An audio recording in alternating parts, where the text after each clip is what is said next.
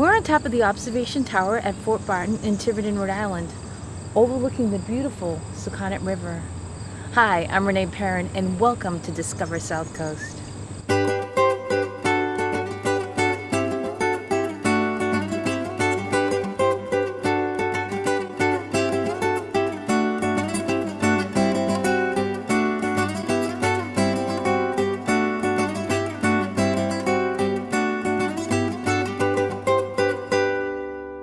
Discover South Coast is brought to you by South Coast Multimedia, providing all of your business media needs.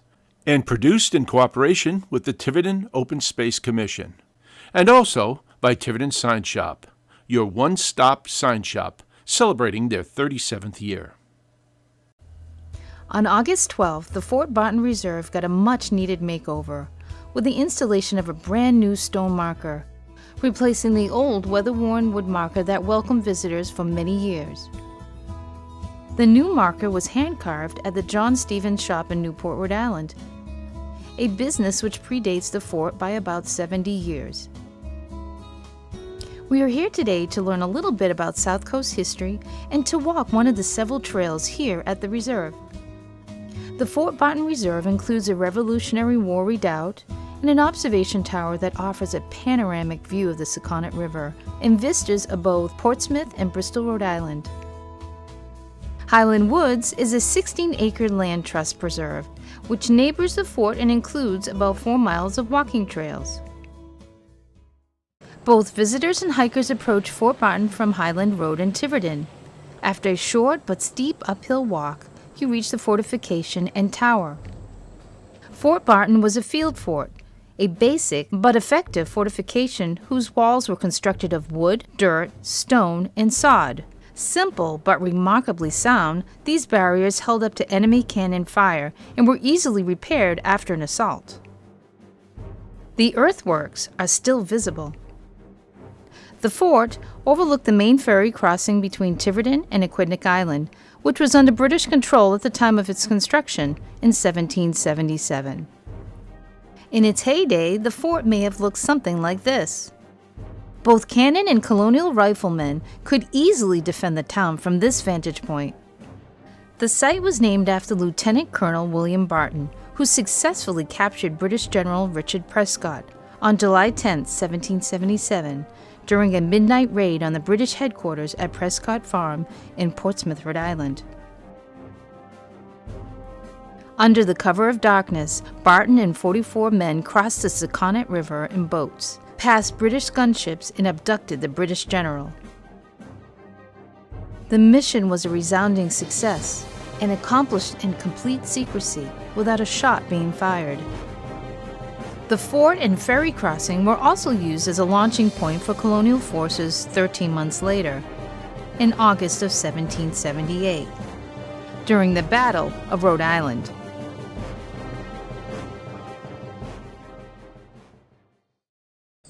We are here today at a new secondary entrance located a few yards up Highland Road with Gary Plunkett from the Tiverton Open Space Commission. The secondary entrance offers a more gradual climb to both the fort and the trails and will eventually include markers and plaques designed to enlighten visitors to the rich history of this site. Gary will accompany us on our hike. So there's lots of potential here. Oh, there is. We're just starting to, we got it open now so that people can get in here and see the woods and so on, but Right. There's room for more exciting things too. Yeah.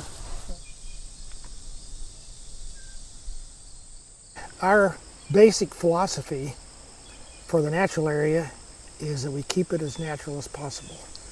We consider it a natural area, not a park. Not something that's groomed and clean and pretty. It's wild.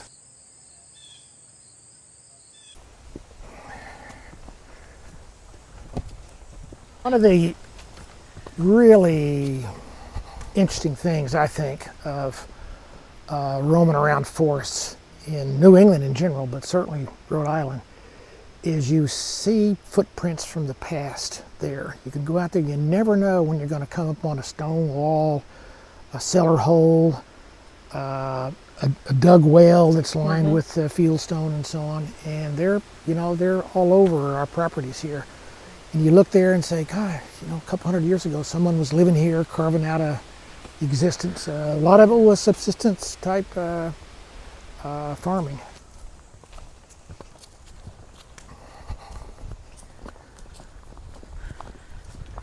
Here's a sweet pepper bush. Yeah, we may have missed the blooming. There's the fruit on them. But at least that's next the peppercorns. Next time I'll be able to come. Well, we might see some. Okay.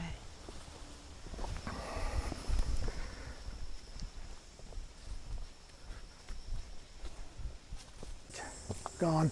Oh, here's one. Here's one. Oh, okay.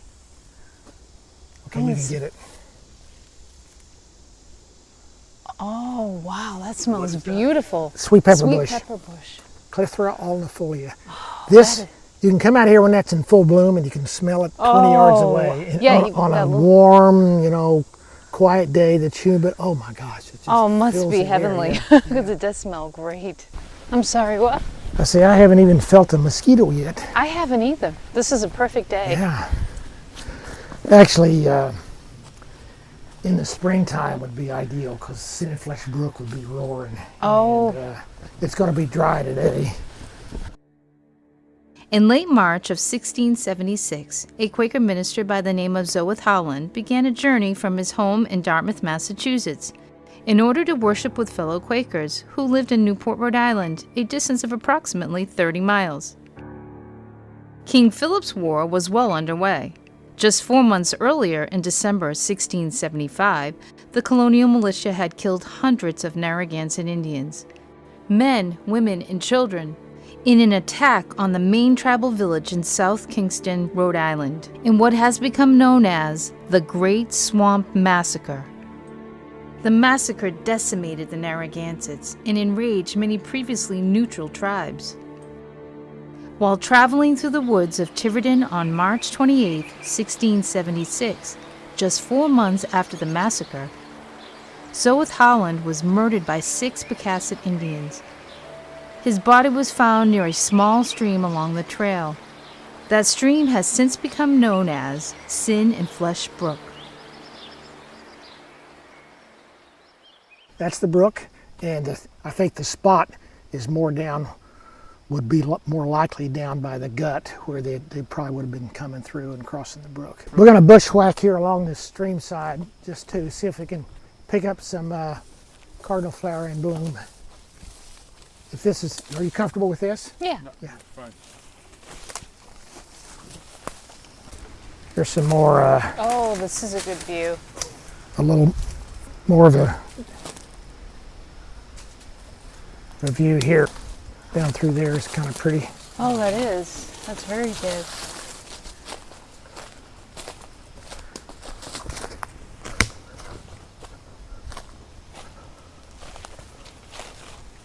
Well, I don't see. There's usually some cardinal flower around here or over here. Oh, there's some. There's some. Ooh, that's beautiful. Oh, that's perfect. It's yeah. It's halfway up, so it's prime. That's so beautiful.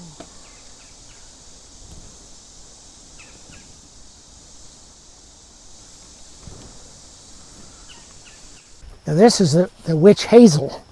It's called witch hazel because the early colonists, this shrub was the best water dowsing tree, for finding water, how the people would go out and Yes. okay, you can put your well here. And it also, just by coincidence, gets this little gall on the leaf, and that's like a little witch's hat. That is so Yeah, interesting. that's a gall, that's a little aphid.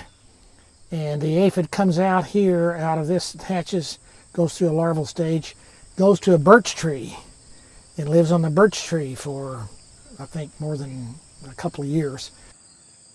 Here's a great example of pudding stone, or pudding stone, if you want to sound like an English teacher. It's kind of it's not unique, but it's really unusual and sort of a signature rock of Aquidneck Island and this part of Narragansett Bay and Tiverton. Right. And I don't know how many times I've brought people in here and said, oh gee, what's that? It's what the geologists call a conglomerate of different materials that are compressed Right. together and over the ages becomes one rock. That was very informative. I learned a lot. Good. Thank you, Gary, for the walk. That was a lot of fun and very interesting. Good, good. I'm glad you enjoyed it, and it was my pleasure, so good.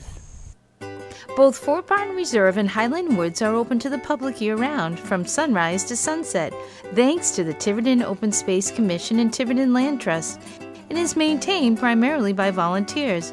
Hiking the trails and visiting the fort is a fun way for you and your family and friends to enjoy the great outdoors. And best of all, it's free. And remember, not only here, but at any park or preserve you might visit, take nothing but photos and leave nothing but footprints. We hope you enjoyed our first episode. Please subscribe to our YouTube channel and follow us on Facebook. See you next time on Discover South Coast. Would you like to become a sponsor of Discover South Coast? Email us at sponsor@discoversouthcoast.com or call us at 401-683-8884.